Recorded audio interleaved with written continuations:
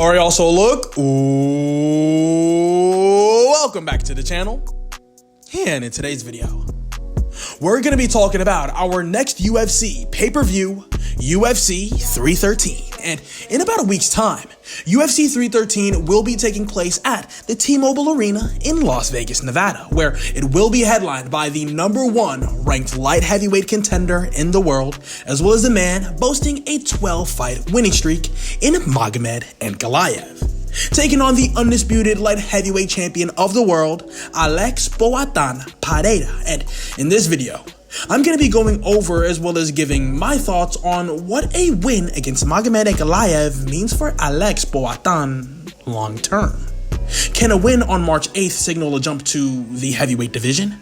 What about a super fight with Alexander Usyk? Or maybe a revenge tour against Dricus Stylistic du Plessis? Who knows? But with all that being said, without further ado, let's get right in to the video.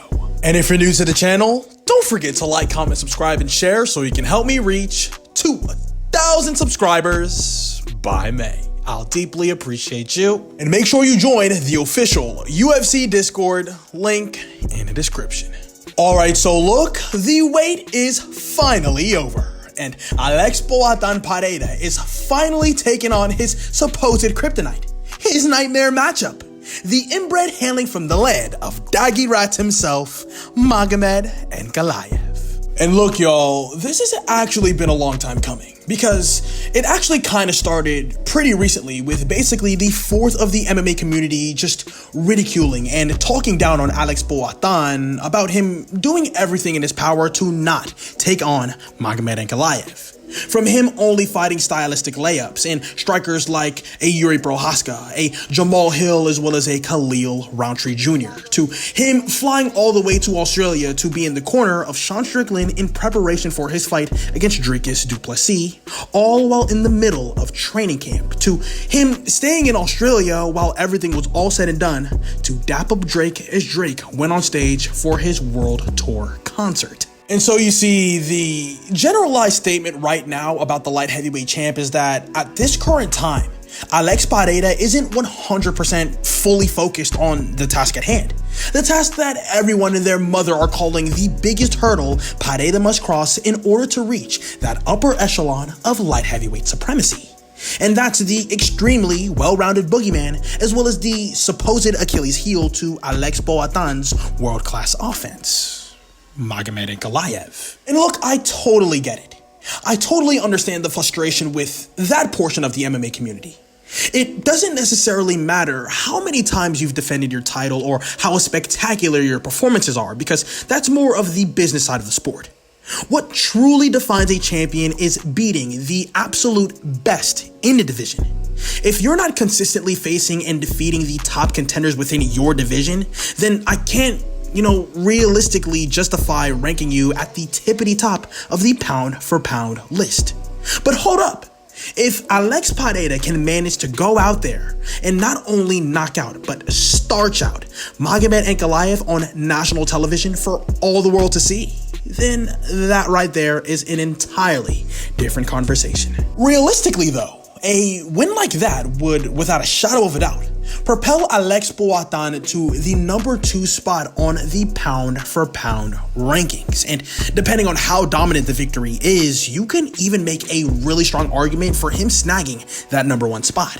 I mean, this would quite literally be a massive legacy-defining moment for Alex Pereira, putting him in the same conversation as current Beyond Elite fighters such as an Ilya El Matador or an Islam Makhachev. That being said though, this is still an incredibly difficult challenge for Alex Pereira, primarily because of the stylistic matchup at hand. I mean, the biggest threat here being Magomed Ankalaev's grappling as well as his ground game. While it is very inconsistent and an overrated threat in my opinion, is still the biggest window of success for Ankalaev if he plans on going home with the victory on March 8th. And you see, if I were to ask 200 people who within the light heavyweight division has the best chances of stopping current Alex Pereira, the overwhelming majority, probably 99% of them, are going to say Magomed Ankalaev. And that's primarily because of the dominant narrative within the MMA community right now that Magomed Ankalaev is this relentless monster wrestler, while Pereira, on the other hand, has yet to face a true elite grappler who can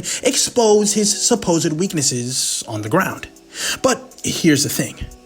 People are buying into the idea of what Ankalaev is rather than looking at what he's actually done inside the octagon. And look, a lot of fans as well as analysts like to picture Magomed Ankalaev as this Khabib-like mauler who takes guys down at will and just dominates them with his relentless ground control, or some type of explosive, nasty submission threat like a Khamzat Chimaev. But in reality, he's neither of those things. If you go back and analyze his entire mixed martial arts career, both in the UFC and before, his primary skill set isn't even wrestling.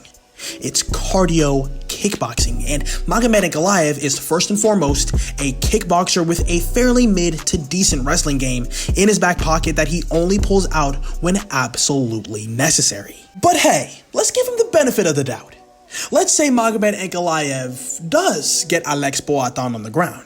Does that guarantee a win? Not necessarily.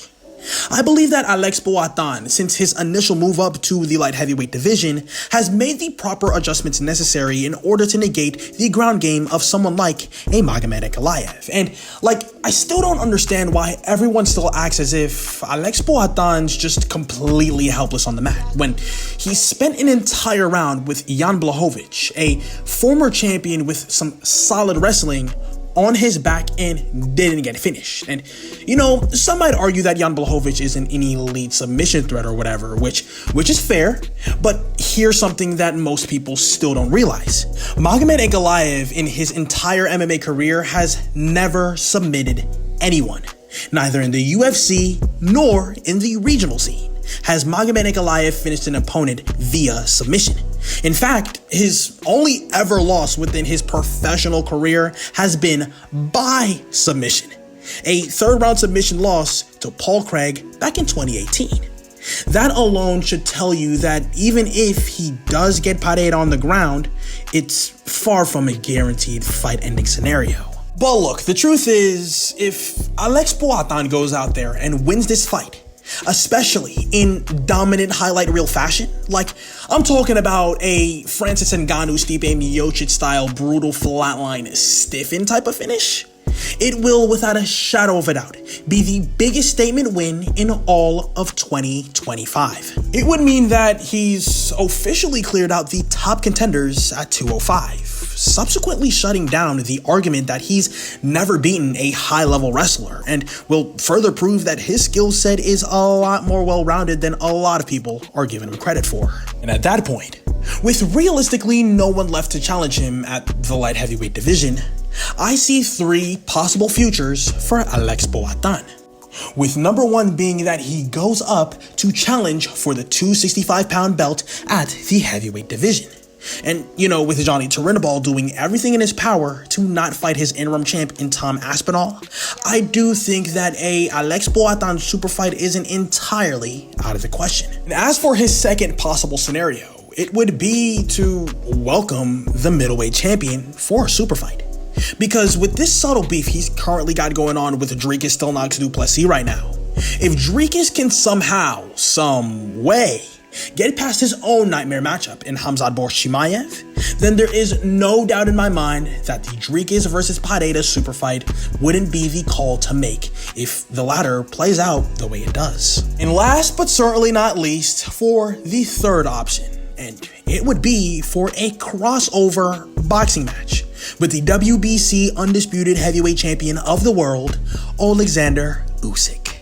And yeah, while this might be a shot in the dark, both parties involved have talked about their shared interest in a fight like this getting made like this. And with a win over Big Ank, I can see Alex Poatan Pereira's superstardom reaching so high that the UFC might actually consider taking a route as such as this one.